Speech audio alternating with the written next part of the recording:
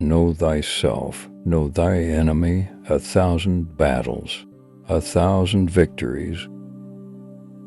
Victorious warriors win first and then go to war, while defeated warriors go to war first and then seek to win. The supreme art of war is to subdue the enemy without fighting. Be extremely subtle, even to the point of formlessness. Be extremely mysterious, even to the point of soundlessness. Thereby you can be the director of the opponent's fate. If you know the enemy and know yourself, you need not fear the results of 100 battles. Pretend inferiority and encourage his arrogance. If fighting is sure to result in victory, then you must fight, even though the ruler forbid it. If fighting will not result in victory, then you must not fight even at the ruler's bidding. To fight and conquer in all our battles is not supreme excellence. Supreme excellence consists in breaking the enemy's resistance without fighting. Invincibility lies in the defense, the possibility of victory in the attack. He will win who knows when to fight and when not to fight. If your opponent is of choleric temper, irritate him. There is no instance of a nation benefiting from prolonged warfare. Know your enemy and know yourself, and you can fight 100 battles without disaster.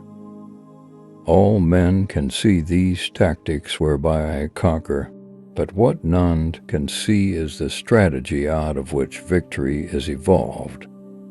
The opportunity to secure ourselves against defeat lies in our own hands, but the opportunity of defeating the enemy is provided by the enemy himself. Regard your soldiers as your children, and they will follow you into the deepest valleys. Look on them as your own beloved sons, and they will stand by you even unto death.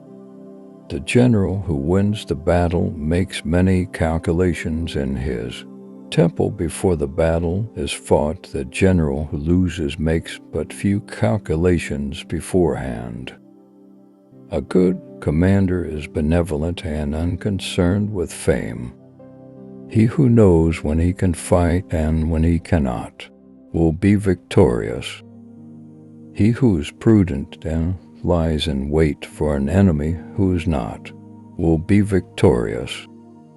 Thus it is that in war the victorious strategist only seeks battle after the victory has been won, whereas he who is destined to defeat first fights and afterwards looks for victory. The art of war teaches us to rely not on the likelihood of the enemy's not coming, but on our own readiness to receive him, not on the chance of his not attacking, but rather on the fact that we have made our position unassailable.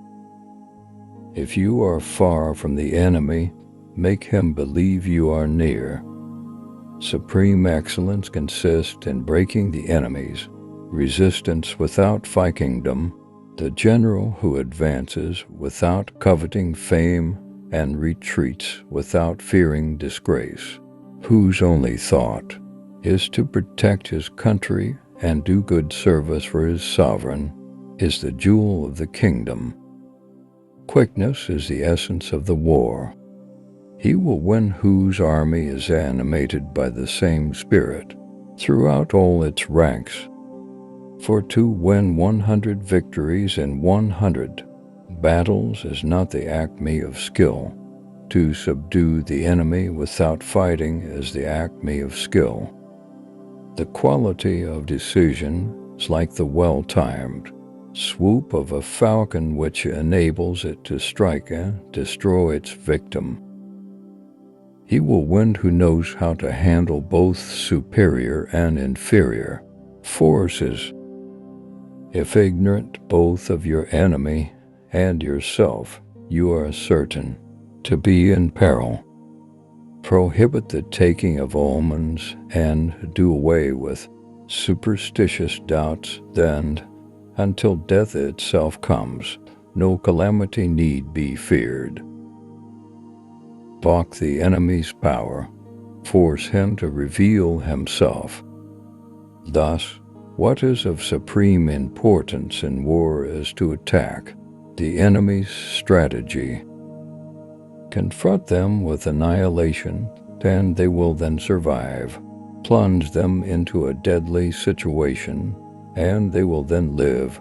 When people fall into danger, they are then able to strive for victory. Victory usually goes to the army who has better trained officers and men. Secret operations are essential in war. Upon them the army relies to make its every move. There has never been a protracted war from which a country has benefited. To see victory only when it is within the ken of the common herd is not the acme of excellence. Hence the saying, if you know the enemy and you know yourself, your victory will not stand in doubt. If you know heaven and you know earth, you may make your victory complete. When envoys are set with compliments in their mouths, it is a sign that the enemy wishes for a truce. The enlightened ruler is heedful, and the good general, full of caution. It is only the enlightened ruler and the wise general who will use the highest intelligence of the army for the purposes of spying, and thereby they achieve great results. Of all those in the army close to the commander, none is more intimate than the secret agent. Of all rewards, none more liberal than those given to secret agents. Of all matters, none is more confidential than those relating to secret operations.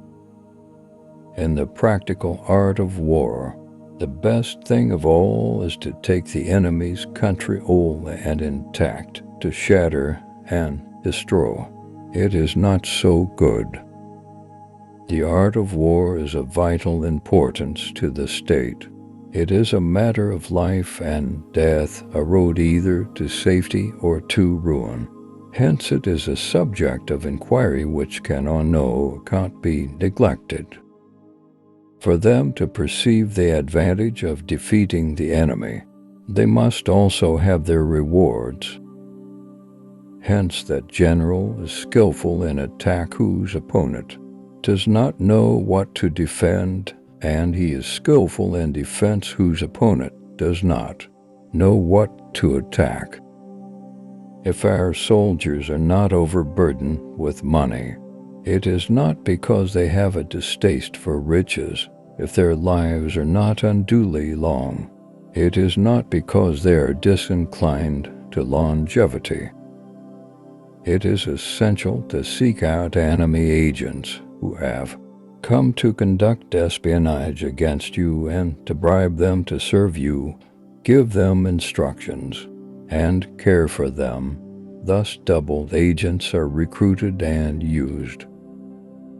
The good fighters of old first put themselves beyond the possibility of defeat, and then waited for an opportunity of defeating the enemy.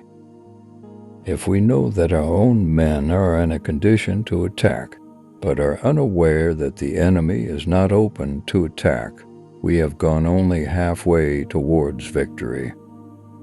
Now the reason the enlightened prince and the wise general conquer the enemy whenever they move, and their achievements surpass those of ordinary men, is for knowledge